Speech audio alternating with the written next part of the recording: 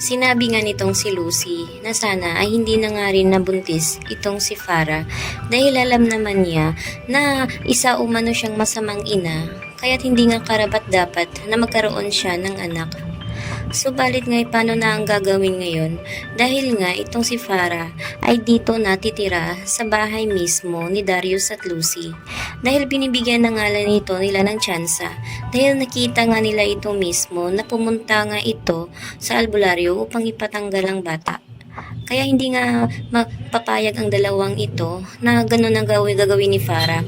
Kaya naman pumayag na sila sa kagustuhan ni Farah na doon tumira sa kanilang bahay kahit ayaw naman nila sana ito. Kaya ngayon naman ay nakatira na si Farah sa pamamahay nga ni na Darius ay tuwang-tuwa nga siya dahil sa wakas nga ay nakabalik na umano siya. Kaya gagamitin ng lahat ni Farah ang kanyang makakaya upang makuha niya itong si Darius. At dito ay pinapakinggan naman niya ang sinasabi ng kanyang ina na gagamitin din niya ang pera nito ni Darius upang makalabas na rin sa kulungan ang kanyang mama na si Belen.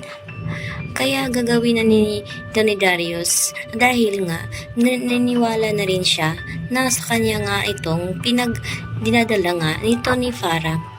Kaya ngayon ay hindi pa rin komportable itong si Lucy na nandito na si Farah sa kanyang pamamahay. Kaya naman kinabahan na rin itong si Lucy dahil baka ano na naman raw ang gagawin ng babaeng ito ngayong nandoon na naman ito sa kanyang poder.